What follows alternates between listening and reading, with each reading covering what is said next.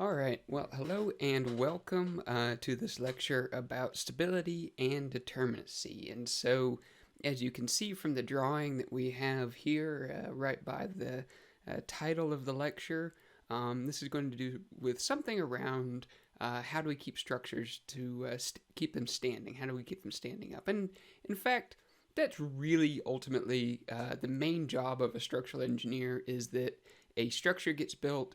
It is your job to ensure that it doesn't fall over. Now, one of the fundamental things that we need to do in that attempt to make sure a structure doesn't fall over is know is it stable? And so part of that stability is to ensure that we have enough supports so that it can touch the ground. There's no point in having, say a foundation on a house which is undermined. Well, it doesn't have sufficient support. There's no way to get the load which is up in the roof down to the ground. So that's it's a key bit. And we also need to make sure that these supports are arranged in such a way that there is what we call a load path. And take the example of I just said around a house, making sure that that house can take any load which might be on top. So that might be snow, that might be just the weight of the roof of itself, and bring it down to the ground. And so this could either be from gravity loads, like we just talked about, or lateral loads. So either there's an earthquake or a wind pushing on there. And this is a really key thing when we talk about stability, is that it's really load independent. So it's for some arbitrary load. So it could be in any direction and any location of the structure. If the structure is stable, that won't matter. And so that really points to the fact that stability is going to be controlled by the arrangement of our structural members and how they are connected together. And that's how we reach this stable point. So, a few things that we need to know on how do we achieve this stability. And one of them is, what movements are possible at a given member. So if we have a beam, how can that beam move through either 2 or 3-dimensional space? If we have a column, same question. If we have a wall, same question. If we have the subassembly of a braced frame or a truss, how are the different ways that structure and its constituent components move around? So that's the first question that we need to know if we're going to make something stable is what are we trying to keep from moving? And we call these things degrees of freedom.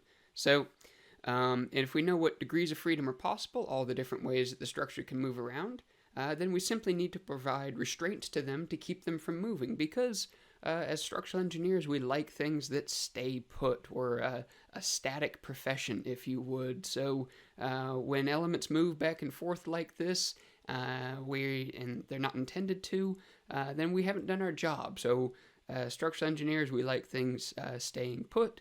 When things move and they're supposed to move, that's the realm of mechanical engineers.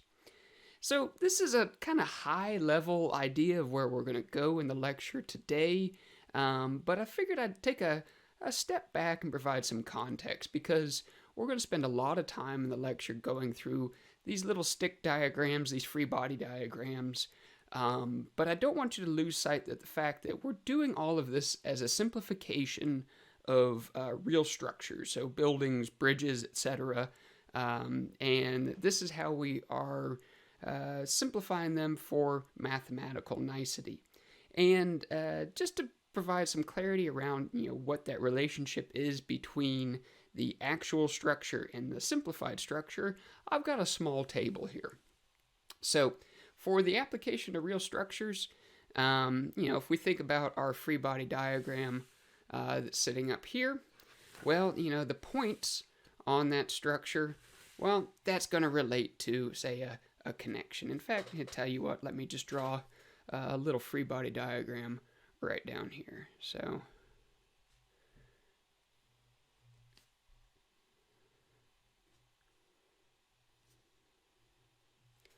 So the points, which would be the ends of the members, would be the connections, and that would make sense. So if this was a free body diagram of a portal frame, well, we have a connection to the foundations, and we've got some reaction which occurs there, and we have connections between the beam and the columns. And so that segues well into, when we draw these line elements, well, that's really representing a beam or a column element. And if we have a big planar section, well, that'll be, if you've got a floor coming in here. So you might have an element which is solid as a floor. And we'll have our columns coming down. And, if we have a solid element, well, obviously it will need to be restrained in all directions. And so we would say that this sort of stable element that's here, which has our joints, which are our connections. So our point elements, our line elements, which would be a beam or column, or you could say a brace element. Our planar elements, floors, roofs. This could easily be a vertical and be a wall. And then the solid element is when we stabilize this entire section and how this whole section wants to move around three-dimensional space. So that's our overview of how we apply these free body diagrams to real structures. Now, if we want to determine how to make them stable, let's start off just giving a high-level overview of the steps that we would need to go through. And the first step that we need to do is we need to find out, well, what are all the different ways that each of these elements, points, lines, planes, solids, can move around in either two-dimensional or three-dimensional space. So that's determined potential movements. And that could be either in translating side to side, it could be rotating about in 3D space. And if we know those, well, then the next thing that we need to do is find out, well, what restraints are available, and if we don't have them available, what restraints do we need to put in? And obviously, to be stable, if we don't want something moving, we need to restrain each of those degrees of freedom. So that means that we need at least as many possible movements we need restraints for. If we have more restraints than we have degrees of freedom, we're also likely going to be stable. And while I say likely stable, it's really this third point that is important there, is even though we found all of these restraints, we need to make sure that they are aligned in such a way that they're actually restraining those degrees of freedom. And so we will talk a little bit about that here shortly, just to highlight the issues when that doesn't occur. So we'll start in here on step number 1, and let's just define what all the potential movements are for each of these theoretical elements. So if these are how we're going to simplify any structure out there, well, we should find out, well, what are the degrees of freedom which are associated with those movements? And so we're going to start with just a simple point, just a point in 2D space. And if we come out here, I've got a handy little point. It's just a dot.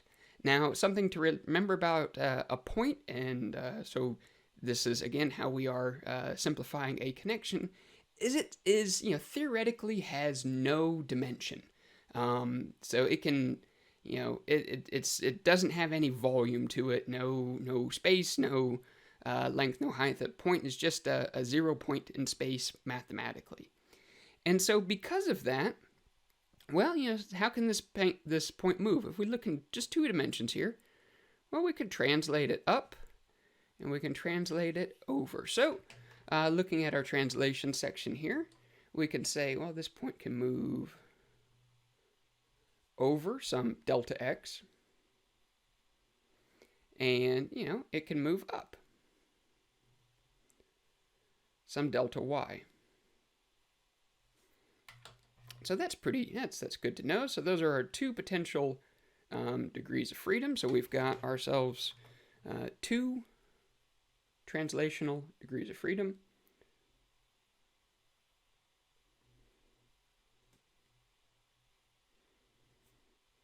And we'll just abbreviate translational by trans. Now, can it rotate? Well, as I said, it's a point in 3D space. Now, obviously, this analog here has dimensions, but or an actual point, there is no movement there, so there's no way to say rotate this thing around theta x, theta z. And so we'll just write that explicitly, because a point has no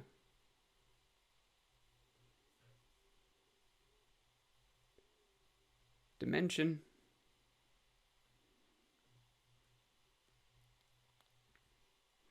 rotations aren't possible.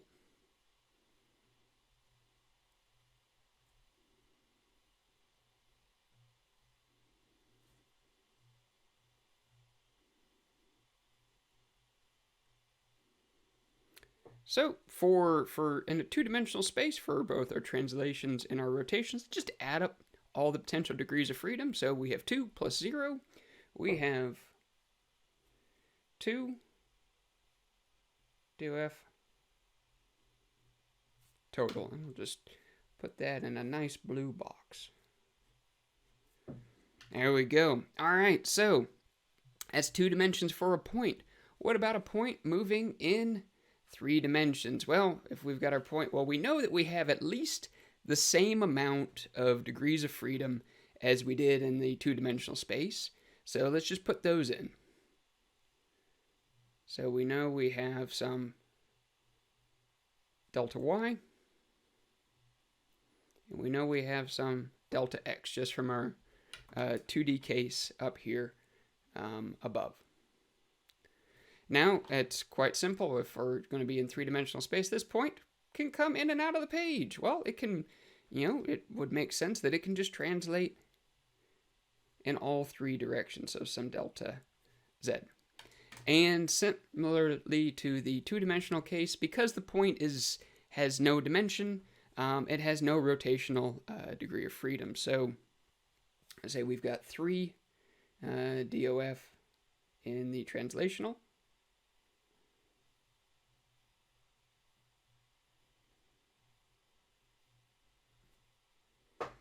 And we have 0 in rotation. And that's going to be because a point has no dimension.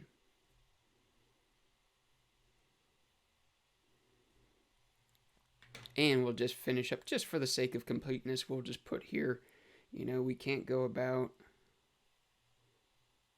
the z, that's out. We can't go about the y, that's out. And we can't go about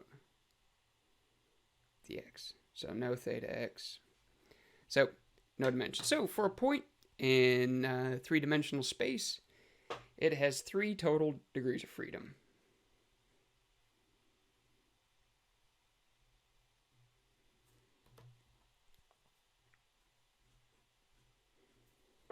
All right, very good. Well, we've done our first point of our theoretical. So we know how if we were to restrain a connection, we know that we have to restrain it if we're looking in just 2 dimensions. We have to restrain it in 2 translational degrees of freedom, and if we're looking in sort of 3 dimensions like we have here in the structure, well, we only have 3 translational degrees of freedom. That single point needs to get restrained. So the next sort of level of complexity up is if we're a line. So if we know how to restrain a connection, well, one of the ways we restrain connections is we connect them to beams and columns and braces. So, this point at the top here is restrained in this direction through its attachment to this column. It's restrained in this direction through its attachment to this beam, and it's restrained in this direction through its attachment to this beam. So we have 1, 2, 3 translational degrees of freedom. All right, that's exactly what we would expect out of here. But let's see if we've got a beam or a column, so beam or column, how do we restrain that element? What degrees of freedom, what potential movements exist for it? And so we'll do just the same. We'll look at a line, a simple line, so this would be like for our beams and columns, and we'll start in 2-dimensional space. So let me just get out my example line. So this is our simplified line. Well, it can move up and down. It can move left and right. So just like a point, it can translate some up and down, some delta y, and it can translate back and forth some delta x. Cool. Now, if we look at rotation, well, because a line, we go from 0 dimensions on a point to 1 dimension in a line, well, back and forth, up and down, and a line can also rotate. So, if we had our line here, it can rotate about the z direction.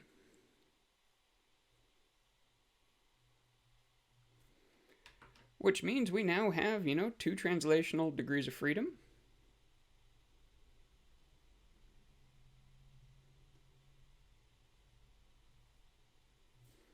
And 1 rotational.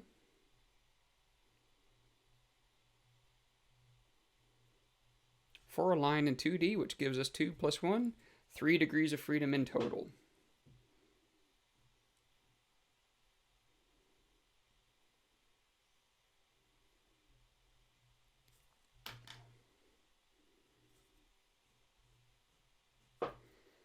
Very good. Now, if we move to 3-dimensional space, well,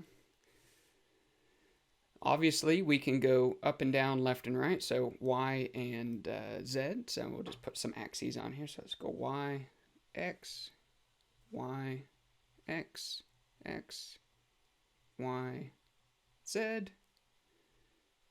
y, x, z. So translationally, just like with our point, we know from our y-x plane that we can move either direction that way, and it also makes sense that, this line can come in and out of the plane. So we can move some delta x, some delta y, and some delta z.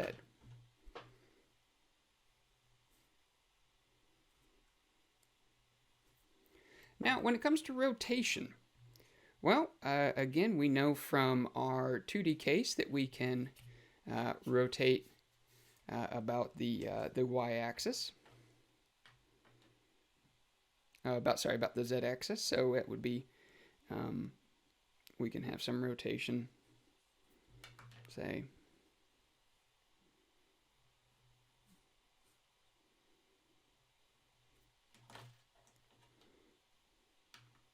and let me just put these beams in here like this. So about the z-axis, yep, we can definitely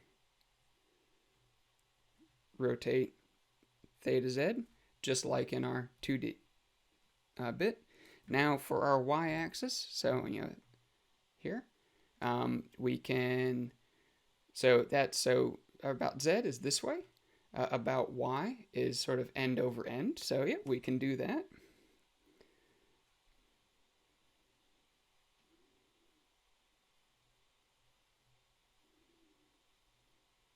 Some theta y.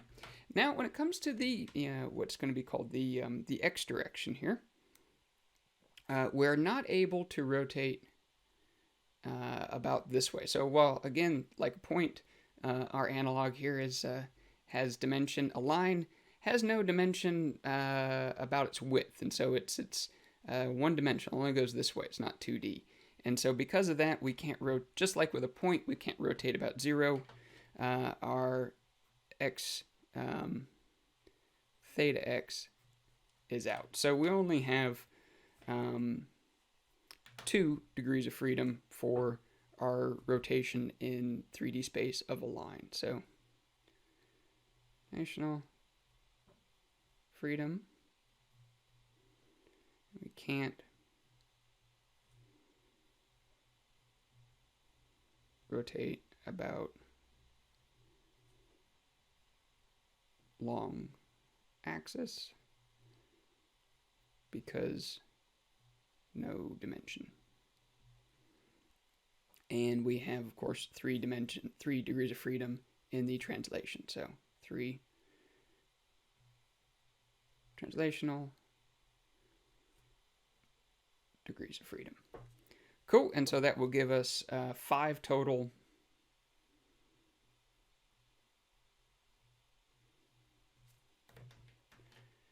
degrees of freedom. Excellent. So now we've done a point. We've done a line. Now see a plane. So say we take this this roof plane here. We want to find out, well, it's got 2D space. How do we make it? Well, what potential movements does it have if we look straight down on it in 2 dimensions? Or if we're looking at it in sort of, in this case here, in 3 dimensions. So, looking again, possible degrees of freedom of a plane, and we have our plane here, and again the plane can move up and down, left and right, and it can rotate. So all the same degrees of freedom that we had in a line, and that seems to make some good sense for us. So we can translate over here. We can translate up here, and we can rotate. So we've got some delta x, some delta y, and some theta z. So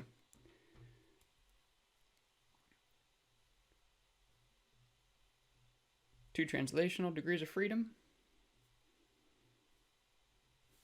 and one rotational. So that gives us 3 total degrees of freedom in 2 dimensions.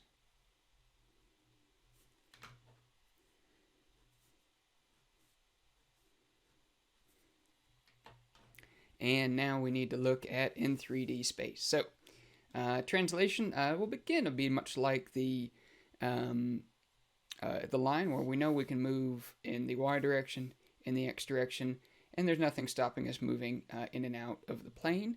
And again, that would make sense if we think about this as a floor. We know the floor could go, if it wasn't being supported, it could go that way, it could go this way, and if the columns weren't there, the floor could come down. So 3-dimensional space, that makes a lot of sense that it can move in all directions as a plate or as a plane. So we have some y, we have some x, and we have some z. So we'll just draw those in.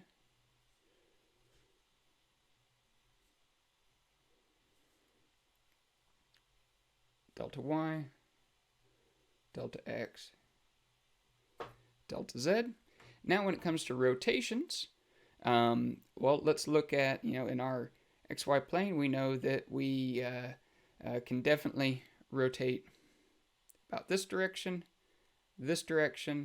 and this direction. So because we have a 2D shape, it can move in 3 dimensions. So we can get rotation all the way around. So we know that we can go around. We've got some theta y. We know that it can come around x. We've got some theta x.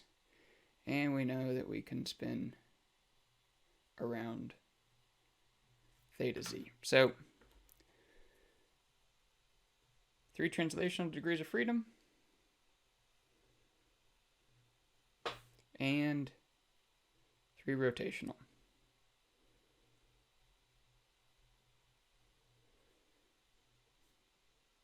Which gives us 6 total degrees of freedom.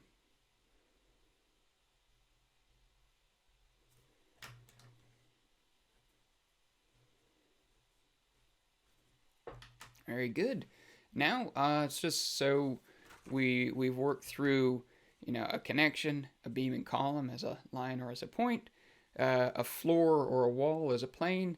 Now, how would this whole body, if we're looking at this as a solid, how could this possibly move in 3 dimensions? And I guess the best way to think about that is, if we think about, well, we have this as a plane, but it does have some thickness, so it can actually move in all the same directions as a plane. And because it's a solid, it only exists in 3 dimensions.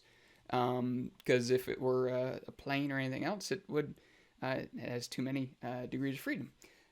So too many dimensions. Sorry. So a solid is going to have the exact same degrees of freedom as a plane, and that would make some. That should make intuitive sense. The fact that you can pick up a physical object which has 3 dimensions and you can move it, up and down. You can rotate it about each axis. You can translate up, over, in, and out. So it would make sense it can take advantage of all 6 principal degrees of freedom. So we will just draw those in for completeness of the notes.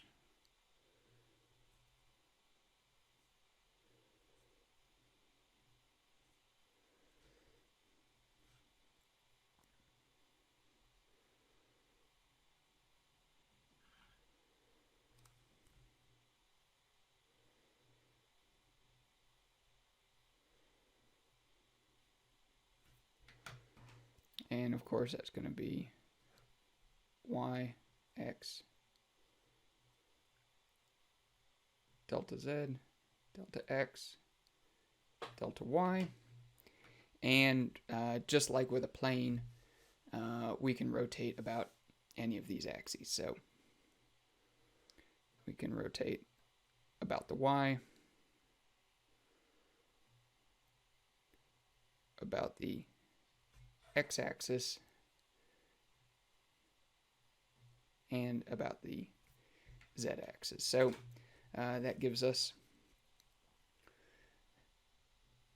3 transverse degrees of freedom and 3 rotational degrees of freedom.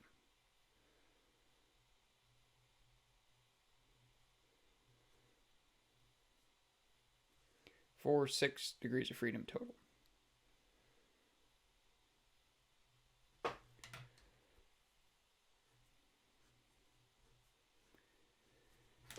And so that's each of these elements where, we've got our point, line, plane, solid, and we just have all of that effectively based upon these coordinates just summarized here in this table for you, where obviously in 2D solids don't exist, but you can see that point has 2, and then lines and planes can have 3 degrees of freedom, and then in 3 dimensions, well, point only has 3, a line only has 5, and planes and solids have 6 degrees of freedom.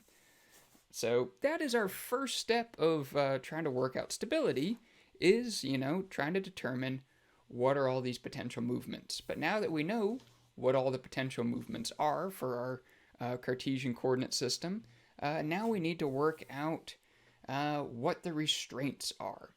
And so that's what we're going to go to next. So step 2 for restraints. The way we're going to draw these is we're going to look at, for a given point, restraining it with just a simple line. And the reason we're going to do that is because, this element, you can think of this as a truss element if you want, but it's only going to restrain the element, only restrain a point or a beam or a column really along its axis here. And if we look at this, we can do a quick proof as to why. So if you look at this free body diagram, well, the sum of the forces of the x equal 0. There are none. Sum of the forces in the y equal 0. So these two have to be equal and opposite. And the sum of the moments has to be equal to 0. So if we take moments about here, there is no sort of orthogonal distance between these forces and this point. So that's going to be in equilibrium. So we'll just write that out for completeness. So we'll have one restraint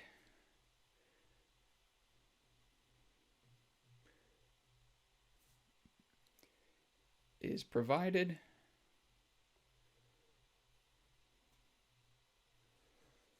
per pin member.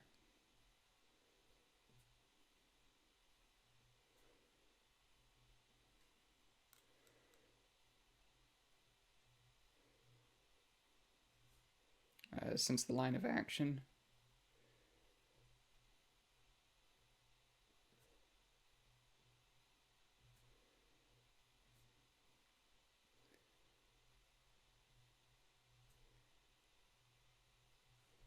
has to act along the member axis.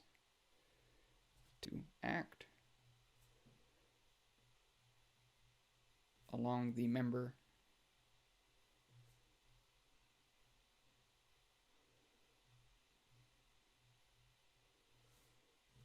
axis. So if it were off axis,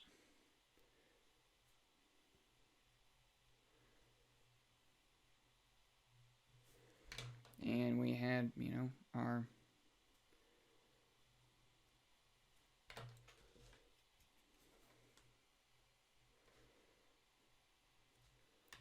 if it were off axis, we can get the sum of the forces in the x to equal 0. We can get some of the forces in the y to equal 0, but the sum of the moments will not equal 0. So this we'll call this our proof.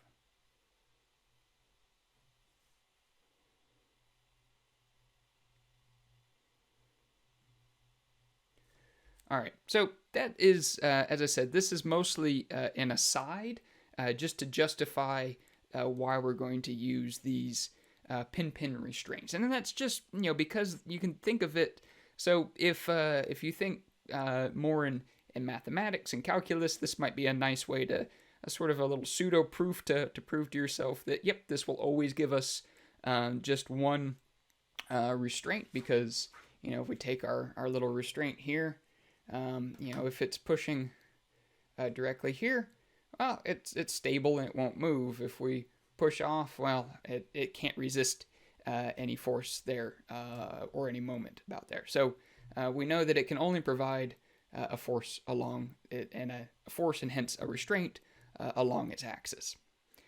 All right.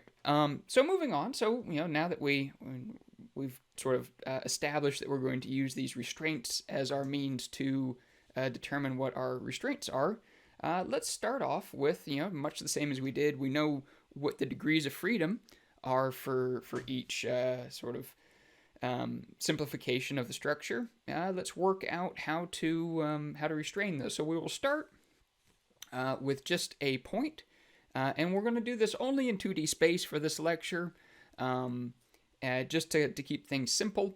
So a point, we know it can translate in either the x or the y. So we got 2 degrees of freedom, so we need at least 2 restraints.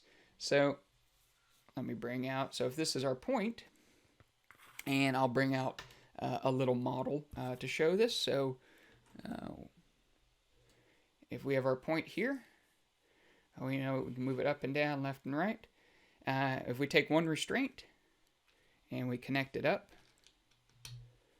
well, we've now restrained in one direction.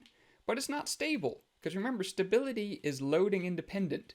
So even though I can push just right here and the point doesn't move, if I change my loading to any arbitrary direction, it does move. So we have 2 degrees of freedom. We need 2 restraints at a minimum. So I'm going to add in our second restraint. And now all of a sudden, any movement that we have here is just due to the tolerance within our joint, but it's effectively staying well put. So let's just draw in what do those restraints look like. Well, they're going to be just in the 2 orthogonal directions. Now, obviously, these could be at any angle, because if you have a one of these elements which is at a different angle, well, then it's you have a component in each direction. The only thing that it can't be is it can't be a roller here and then moving up and down, which we will look at in a later example. So that's a point. So again, quite straightforward. It has 2 translational degrees of freedom. It needs 2 restraints. Now, what if we look at a line? And so we will bring up a line in our little demo here. So I've got a few different options for this. So one, again, remember we've got 3 degrees of freedom for a line. We got in the x and the y, and we have a rotation that we need to contend with. And apologies here, we have a small typo. the plane should also have a theta z. So apologies for that for those who saw this on the first time. So we know that we can rotate, move back and forth, so we need at least 3 restraints. So let's grab ourselves some restraints. We'll start with just the vertical restraints. In fact, now we'll do like the point. So let's grab one point here, and we will go 2 restraints. So we've this point here is, which is at the end of the line. It's stable. You can't move it around. But this point over here, it can rotate relative to this point. So that's our 3rd degree of freedom that we need to restrain, which will be just like that. So now the line for any arbitrary movement, x, y, some angle, the line is not moving. And so that restraint will look like this. We'll just draw that up. 1, 2, 3. And, it's going to be quite similar to what you're used to seeing. If you think of these as forces, that's effectively the same as your simply supported beam. So you'll notice you've been doing your statics with stable structures all along. And this is sort of breaking down how we get from how this pin and roller actually works. The other orientation which I'd like to show you is that, this horizontal restraint doesn't have to be, in line with the line here. It just needs a component, which is that direction. So we could easily have, 2 vertical legs coming in, and we could have a 3rd restraint, which has a degree of freedom, a restraint component in the x direction. And that too is stable, and this will look familiar for anyone who's seen a brace frame or a truss. Much the same bit. So that's gone on. That's how we restrain a plane.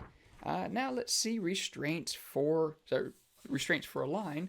Now let's see restraints for a plane. So it too has 3 degrees of freedom, an x, a y, and a rotation. And so time to get our plane out and look at the restraints. So we know that we need 3 at a minimum. So we'll grab we'll have our few different options here. So we'll have our restraint bit, and so we can obviously do just like the line and put them all at the bottom. So treat it like a simply supported structure. Again, pushing from any direction, any angle in the 2D plane. It's stable, it's not moving, so we will add those in as one of our restraint conditions.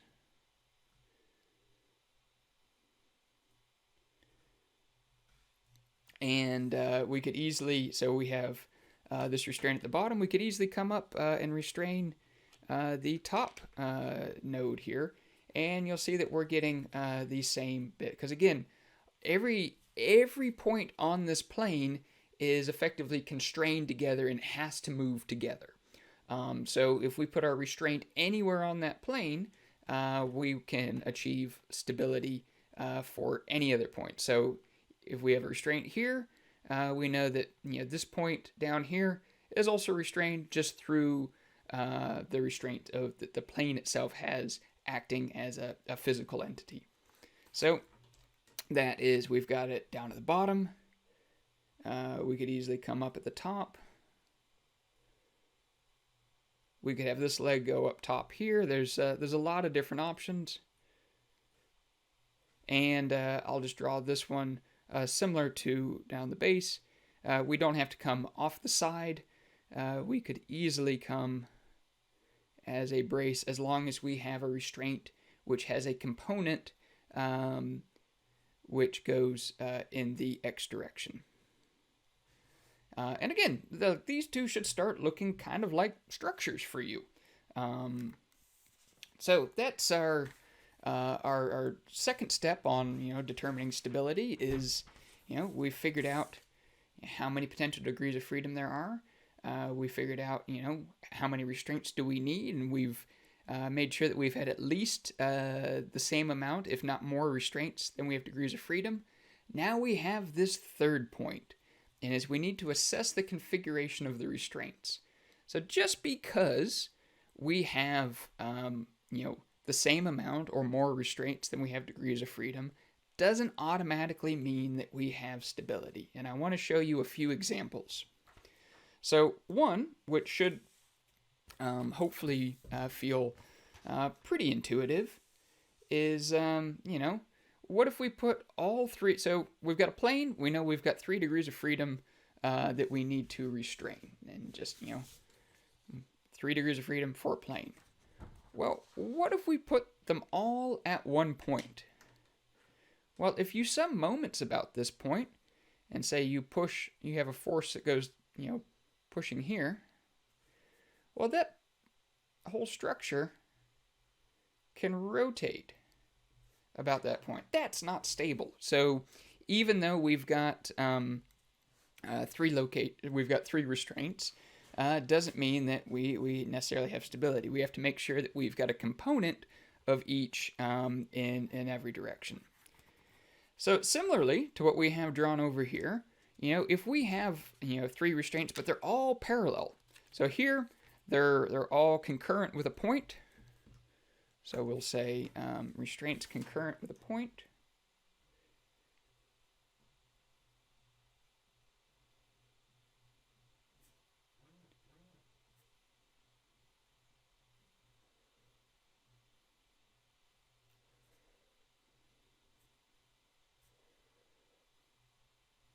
And effectively what that means is this restraint here isn't doing anything that these two aren't. So it's not adding to the stability. It's just providing redundancy down here. If we had another support here, we'd have a stable structure. Similarly here, another sort of common case is all restraints are parallel.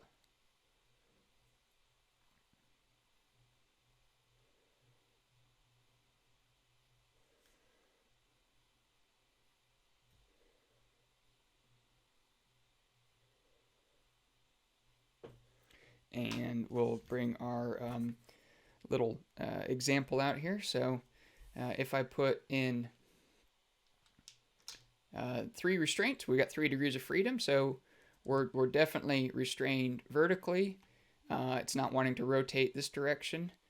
But we have got no restraint in the X direction. And so we have a collapse mechanism. And this is, in fact, a classic collapse mechanism for structures in an earthquake, what we call a soft or a weak story, where you have something very stiff and strong above, and the bottom is weak, and it collapses over, and you've got an instability. So that's our second very common instability there. So that's sort of walked you through graphically a number of different ways in which we can determine stability. But one of the things that we want to know, or we want to be able to program into a computer, and we'll just draw. Sorry for taking a quick aside. We'll just make sure that we draw in our deflected shape. To return.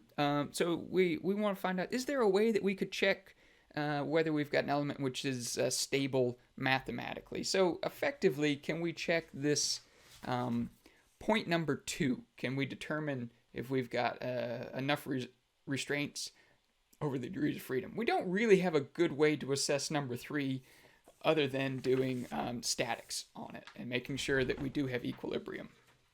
So and the short answer for this is that there is a way to check for stability. And it all comes down to this, potential movements.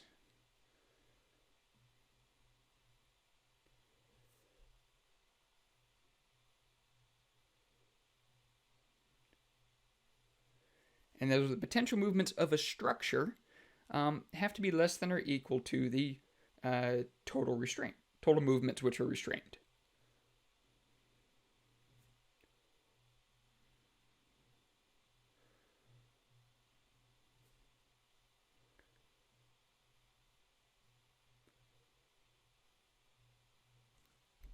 All right, so what I'm going to do is I'm going to write out sort of some equations for each of these. But again, the big thing to keep in mind is to not get caught up in the equation, but just remember, ultimately what we're looking at is we want to make sure that we have more movements which are restrained than are unrestrained, so that the thing can't move around. So the way that we get this through is we could have, a maximum of 3 degrees of freedom per joint. And we could also have what we'd call sort of released degrees of freedom.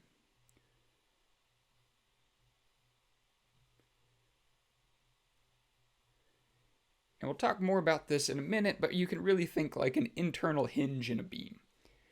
And that has to be less than or equal to 3 restraints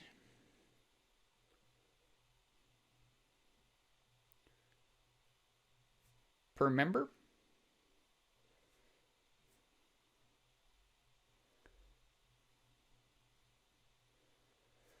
So we'll say this is like internal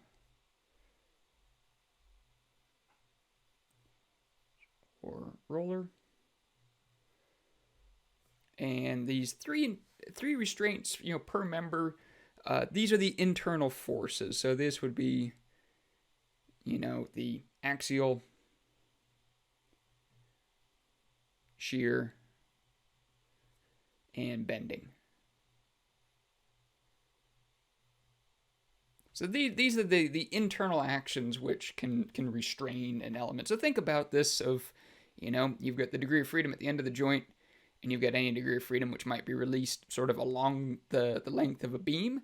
And then, if you took a free body diagram cut of a beam, it could have potentially axial force, shear, and bending. And then the other restraints which we have would be the reactions. So again, this is just going from, we'll just call this equation 1, equation 2. These are all effectively the same elements, where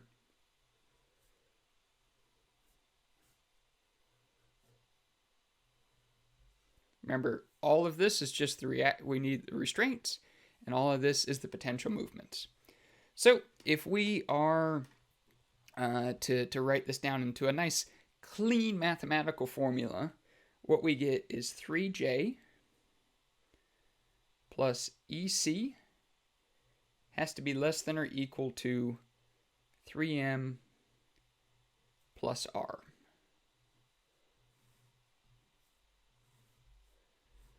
And this is where J equals the number of joints,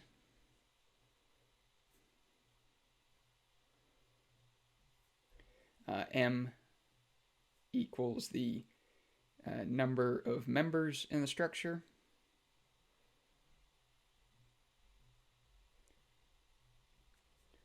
R equals the number of reactions,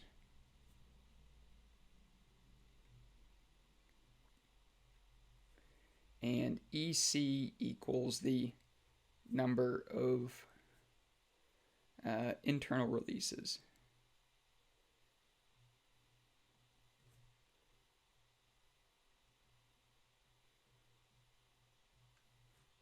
And so by internal releases, we'll do, for example, if it's an internal hinge,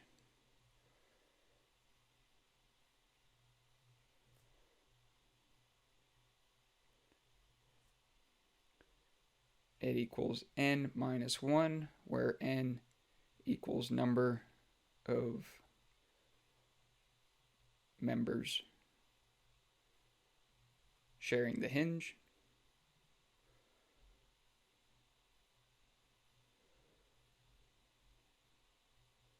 So, for example, you could have a beam, and you could have 2 members coming together with an internal hinge. Well, n would be 1 member, 2 member, and then E sub c would be 1. If you had a third member, 1, 2, 3, you've got member 1, member 2, member 3, and say the pin is where they meet, then n equals 3, E sub c equals 2. And that's effectively just how many total releases there are. With 2, we've released 1 bending moment. With 3, we've released 1 bending moment and the 3rd bending moment there. So there's only, so we've 1 bending moment here and then the second one to the 3rd element. So internal hinge, and that's effectively going to be, M internal equals 0. And then the other one is a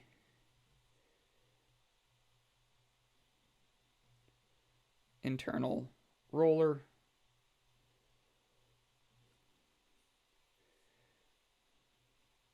E sub c equals 2.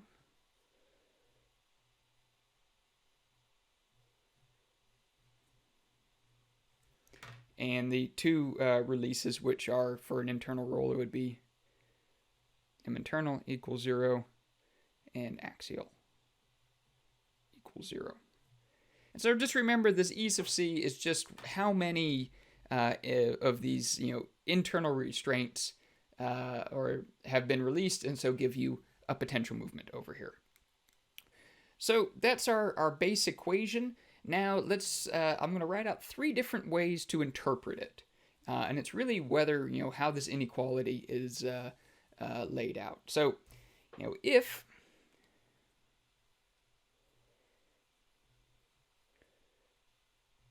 (3j plus EC is greater than 3m plus R), structure is unstable.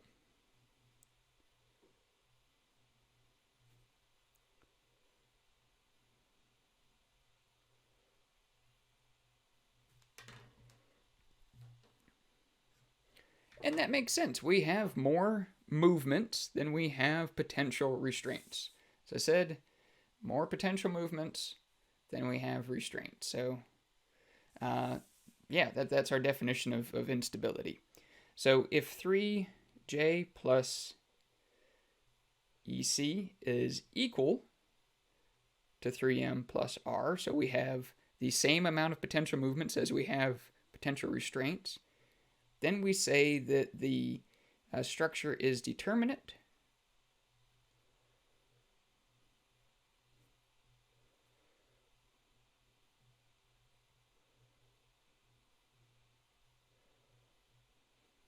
and it's possibly stable.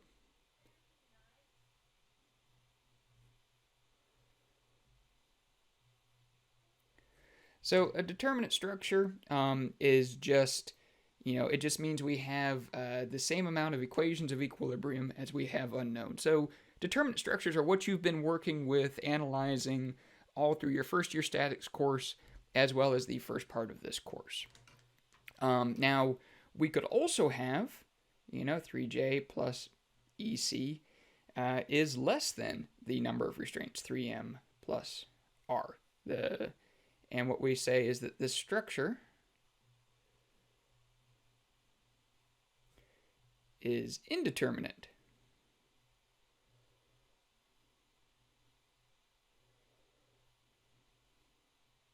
And it's possibly stable.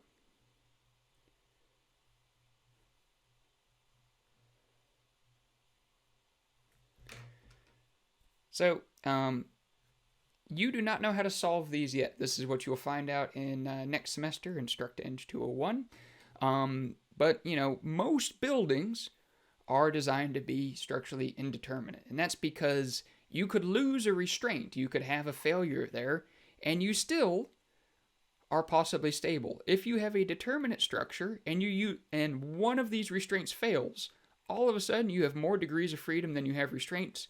You are immediately unstable. So while we like to analyze these because they're nice and simple, we'll say that most structures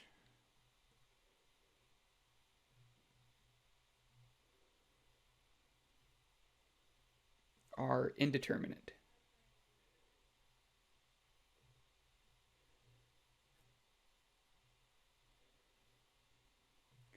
And that is to give redundancy.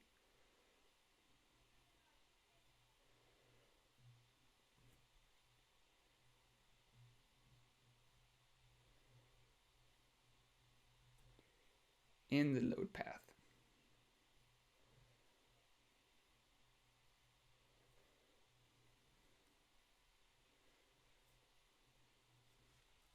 So yep, like I said, if we have an indeterminate structure, we can afford to lose some of the restraints, and we can still have a stable structure as long as the orientation of all those is correct, provides a stable configuration. All right, so what I think we'd do is just very quickly, because this is a reasonably quick exercise, just spend 5 minutes or so exploring the use of these with some very simple structures and ones which you've probably seen before. So what I want to start with is, to determine if the structures are stable, determinate, or indeterminate. So we're going to start here with this simply supported beam, one of our favorites of structural engineering. And I just want to start labeling. So we have reactions here. So we're going to call this R1, R2, R3. We have one joint at this end, and we have another joint at this end, and we have one member. So we can plug all of this in, so we know that M equals 1 member, J equals 2, R equals 3, and E sub C equals 0, and that's because no internal releases.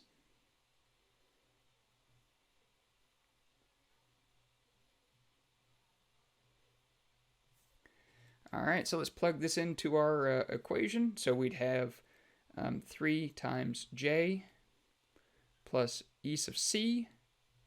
We want to see how that relates to our restraints, which is 3M plus R, and this is,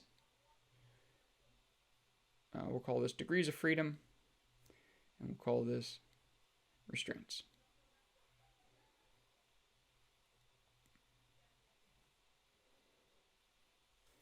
So we have 3 times 3 plus 0, and that compares to 3 times 1 member plus 3. Sorry, 3 times 2 for 2 joints. My apologies there. So 3 times 2 is 6. That equals 3 plus 3 is 6. 6 equals 6. It is determinate.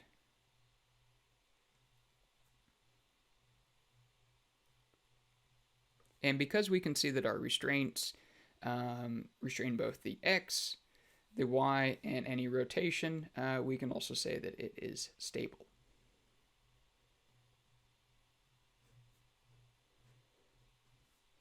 All right, looking at our next example.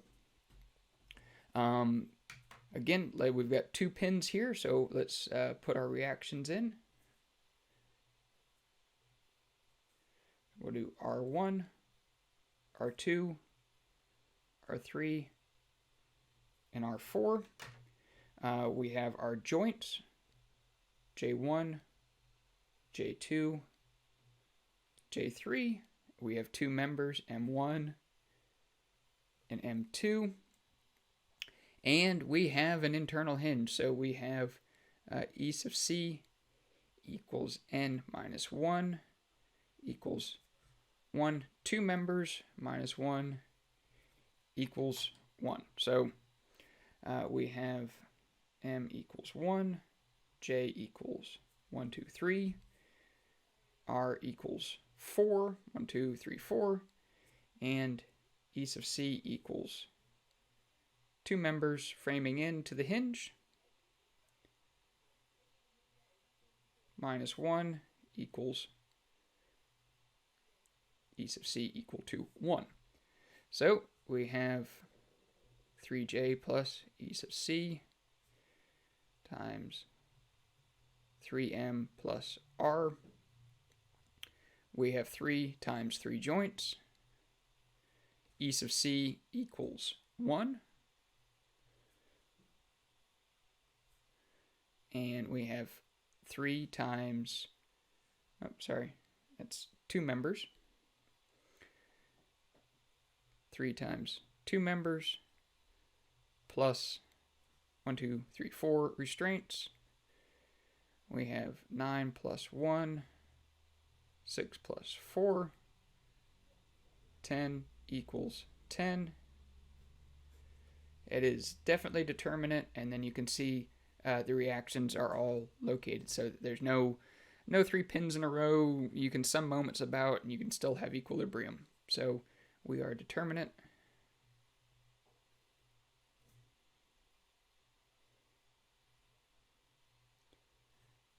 And stable.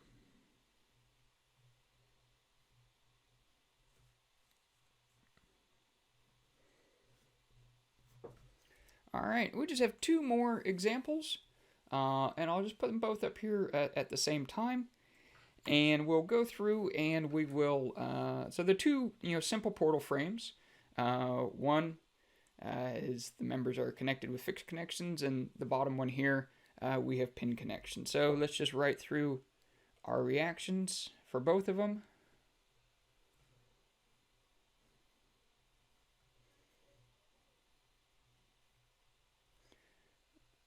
R1, R2, R3, R4, R1, R2, R3, and R4.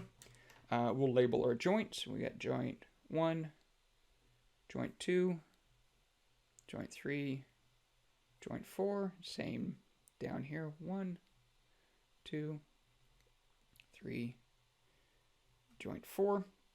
And member 1, member 2, member 3, that's the same here. 1, member 2, member 3. Now the only difference is here we have 2 pins, and up here we don't. So here we have a pin. We have EC equals 1 because you've got 2 members framing in, minus 2. So 2 members framing in minus 1, EC equals 1. And we have another pin over here, EC equals 1. So let's look and see what our differences are. So we would have M equals 3, R equals 4, J equals 4, E sub C equals 0. 3J plus E sub C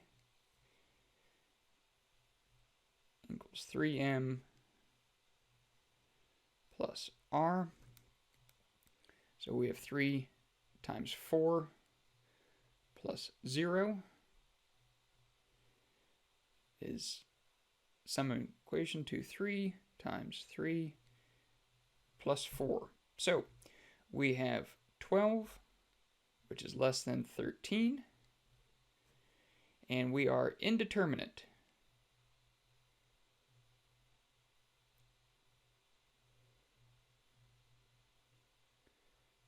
By what we call 1 degree. So this 1 degree is how many more restraints than we have our possible degrees of freedom. So as I said, most structures are indeterminate, and it's how portal frames are made. We have effectively 1 degree of freedom insurance that we could lose, and this would still be stable. So that could be we could lose this reaction here. This could be a pin and a roller. This is still stable. We could develop an internal hinge here and keep these 2 pins. This is still stable and determinate. So that's good. Now let's look at our last example here, where we have the same number of members, same number of reactions, same number of joints, but E sub C equals 2 times 2 minus 1, and that equals 2. So we have 3J plus E sub C to 3M plus R. And what we will find out, we have 3 times 4 plus 2 times 3 times 3 plus 4, we end up with 14, which is greater than 13. We have more degrees of freedom than we have restraints, so it's unstable.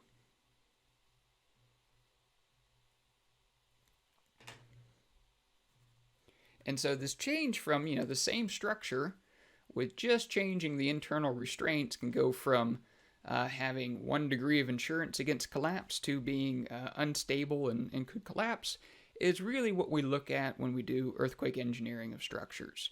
And so that's, if you continue on with structural engineering, you'll find out more about how we go from here to here and how we try to avoid instabilities. But overall, that is our sort of introduction and primer on determinacy and stability. So with that, thanks for watching.